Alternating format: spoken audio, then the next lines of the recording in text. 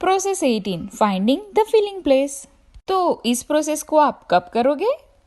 1. जब आप किसी परिस्थिति में सुधार करना चाहते हो। 2. जब आप ज्यादा मनी चाहते हो। 3. जब आप अच्छी जॉब चाहते हो। 4. जब आप हैप्पी रिलेशनशिप चाहते हो। 5. जब आप बेहतर महसूस होने वाला शरीर चाहते हो। तो इब्राहिम हिक्स के इमोशनल चार्ट की तरफ देखें प्लीज और देखें कि अगर आपका इमोशनल स्टेज 0.9 और 0.17 के बीच कहीं भी है तो ये प्रोसेस आपके लिए बेस्ट साबित हो सकती है। तो चलो देखते हैं कि 0.9 और 0.17 के बीच में कौन कौन से स्टेजेस आते हैं। तो 9 पे है पैसिमिज्म, 10 पे है फ्रस्ट्रेशन, 11 पे ओवरवेलमेंट, 12 पे डिसअपॉइंटमेंट, 13 पे डाउट, 14 पे वरी, 15 पे ब्लेम, 16 पे डिस्करेजमेंट और 17 पे जो है वो है एंगर। क्योंकि आप जनरली अपना ध्यान अपने लाइफ के उन एस्पेक्ट्स पे ज्यादा रखते हैं जिन्हें आप अभी जी रहे हैं, इसलिए आप प्रेजेंट में जो जी रहे हैं उसका ही वाइब्रेशन आप कैरी करते चाहते हो। लोग अक्सर कहते हैं कि मैं यहाँ खुश नहीं हूँ, मैं वहां जाना चाहता हूँ, काश मैं वहां होता। और जब आप उनसे पूछते हैं कि जहाँ आप जाना चाहते हैं वहाँ क्या है, तो वे अक्सर फिलहाल जहाँ है उनमें क्या खराबी है की ही बात किया करते हैं।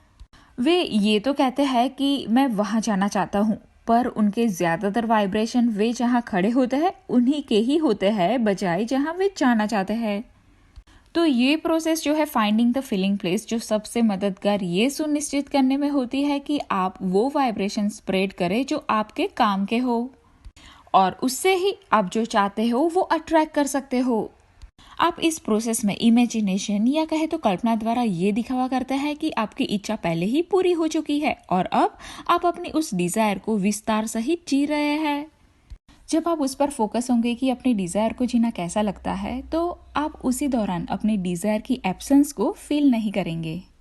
फिर भले ही आपकी डिजायर रियल लाइफ में पूरी ना हुई हो, लेकिन फिर भी आप ऐसे वाइब्रेशन को स्प्रेड करने लगेंगे जैसे ये पूरी हो गई हो, और तब उसे आपकी लाइफ में आना ही होगा। क्योंकि यूनिवर्स नहीं जानता कि आप जो वाइब्रेशन फेंक रहे हो यूनिवर्स में उसका रीजन सचमुच आपके पास वो चीज होना है या आप उनके होने की कल्पना कर रहे हो। तो इन दोनों मामलों में ही वाइब्रेशन का यूनिवर्स उत्तर देता है जो बाद में श्योरली मैनिफेस्ट होगा। फॉर एग्जाम्पल, आप अपने लेटर बॉक्स में पाते हैं कि वहां आपको बिल चुकाने की नोटिस आई हुई है, और जैसे ही आप वो एनवेलप खोलते हैं आपको वो बहुत ही अनकंफर्टेबल लगता है, क्योंकि आप नहीं जानते कि आप वो बिल्स कैसे चुकाएंगे। और फिर आप वो भी पाते हैं कि उस एनवेलप के साथ और भी बिल चुकाने की और भी कई सारी नोटिस आई हुई है। फिर आप और सैड और फ्रस्ट्रेट महसूस करने लगते हैं और आप कहते हैं कि मुझे पैसे चाहिए, मुझे पैसे चाहिए।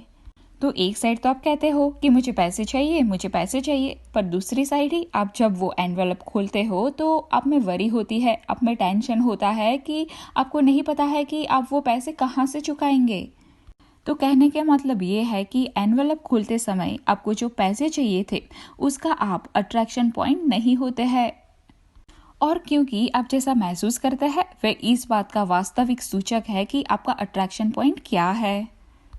अभी आप ऐसे इमोशंस से वाइब्रेटेड है जैसे कि आपके पास इनफ मनी नहीं है, तो ये क्लियर रूप से ही आपको जो पैसे चाहिए उसकी डिजायर से मेल नहीं खाते। तो इस प्रोसेस में आपका गोल उन तस्वीरों को सामने लाना है जिससे आप अच्छे वाले वाइब्रेशन पैदा कर सके। आपका काम ऐसी तस्वीरों को पैदा करना है जो आपको अच्छी लगे।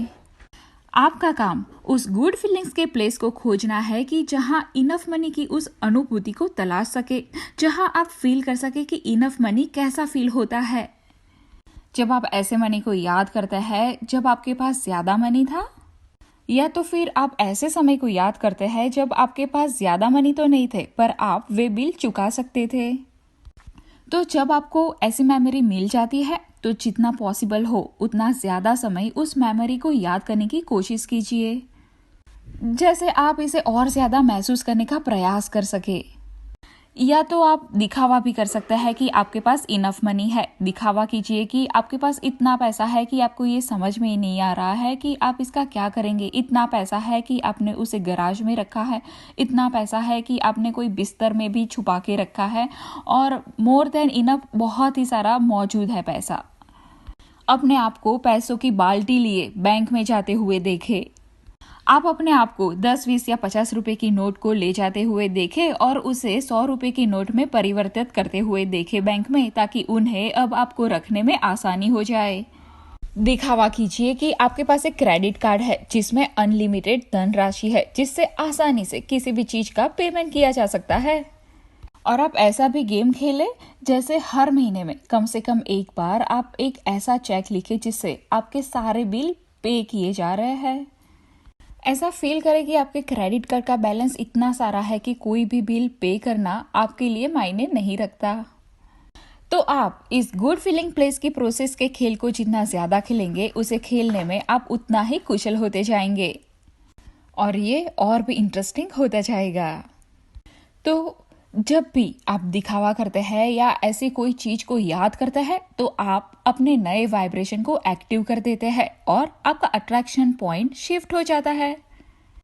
और जब भी ये पॉइंट ऑफ अट्रैक्शन शिफ्ट हो जाता है, आपकी लाइफ हर उस सब्जेक्ट के संबंध में इम्प्रूव हो जाती है जिसके लिए आपने इसे नए फीलिंग प्लेस को तलाशा है।